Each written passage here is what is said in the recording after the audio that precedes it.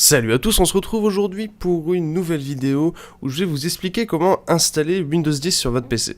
Que vous ayez monté une nouvelle machine, acheté un PC sans système d'exploitation ou que vous souhaitez juste réinstaller Windows 10, ce tuto va vous aider. Je vous invite à utiliser le menu qui est dans la description pour passer les parties qui ne vous concernent peut-être pas.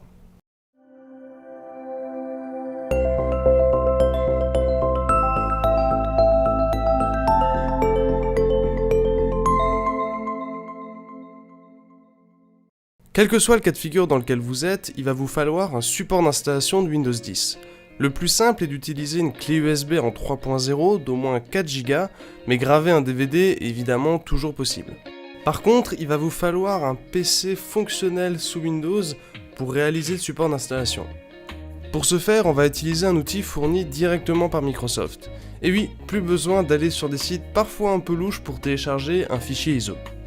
Une fois lancé, il va préparer certains éléments, puis il faudra accepter le contrat de licence. On va choisir l'option « Créer un support d'installation » et faire suivant. Vérifiez ensuite que la langue soit correcte et que vous soyez bien en architecture 64 bits. Dans le cas d'une clé USB, vous pouvez brancher votre clé USB si ce n'est pas déjà fait et faire suivant. Si vous voulez juste avoir le fichier ISO ou graver un DVD, cochez simplement fichier ISO à la place de disque flash.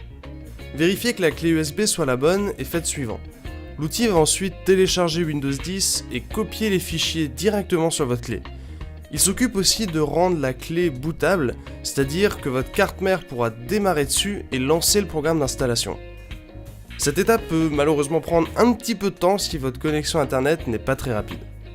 Une fois l'opération terminée, on va mettre la clé USB sur le PC qui a besoin de Windows, et de préférence sur un port USB 3.0, plus rapide et souvent coloré en bleu. Si vous venez d'assembler le PC, je vous conseille d'abord de faire un tour dans l'UEFI, c'est le micro-logiciel intégré à votre carte mère, en appuyant sur Supr ou Del à l'écran de démarrage de la carte mère. On va aller dans l'onglet Boot et activer le Fast Boot. Dans le sous-menu CSM, on va mettre Launch CSM sur Disabled. Dans le sous-menu Secure Boot, on va mettre OS Type à Windows 10, ça permettra au PC de démarrer encore plus rapidement. Vous pouvez aussi en profiter pour vérifier l'ordre de démarrage dans la section Boot Option Priorities. La boot option numéro 1 devrait être votre SSD ou votre disque dur. Si vous avez les deux, vérifiez que le SSD soit en premier dans le menu Hard Drive BBS Priorities. Faites un petit F10 puis OK pour sauvegarder et votre PC va redémarrer normalement sur la clé USB. Si vous avez acheté un PC sans système ou que vous êtes en train de réinstaller Windows, ce paramétrage est normalement déjà effectué, mais vous pouvez quand même jeter un œil pour vérifier. On doit ensuite démarrer sur la clé USB.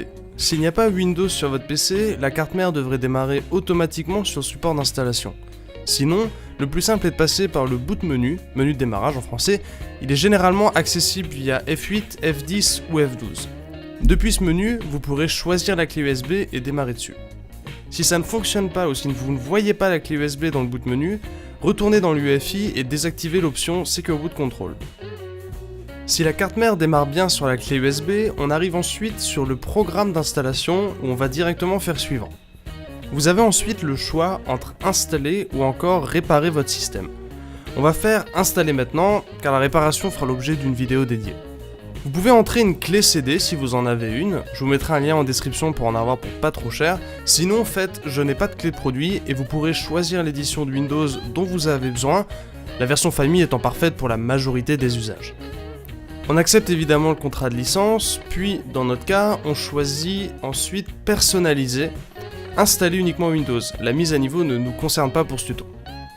Vient ensuite le menu pour choisir l'emplacement d'installation, ce qui permet de voir vos différents lecteurs et partitions au passage.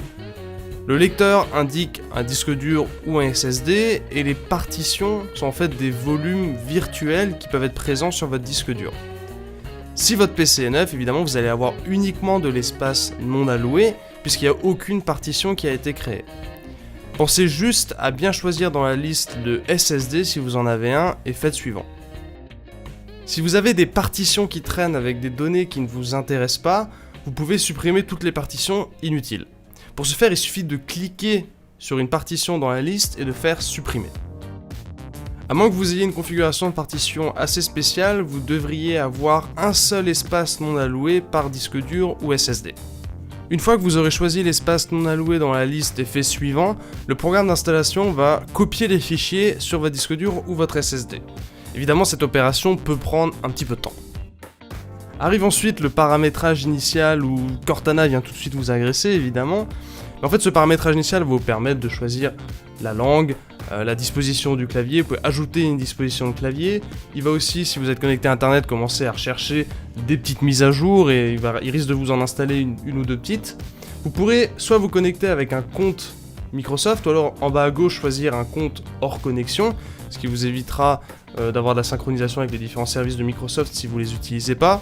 Donc si vous faites un compte local, vous pourrez choisir un nom d'utilisateur et mettre un mot de passe. Si Cortana c'est pas trop votre truc, je vous invite à le désactiver directement à ce moment-là, et aussi de décocher tous les paramètres de protection des données personnelles, puisqu'il y a pas mal de choses qui ne servent pas à grand chose pour un PC.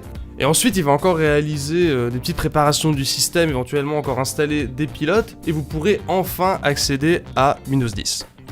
Windows étant maintenant livré avec pas mal de pilotes préinstallés, vous devriez avoir internet via le port RJ45 de votre carte mère ou via un adaptateur Wi-Fi branché en USB.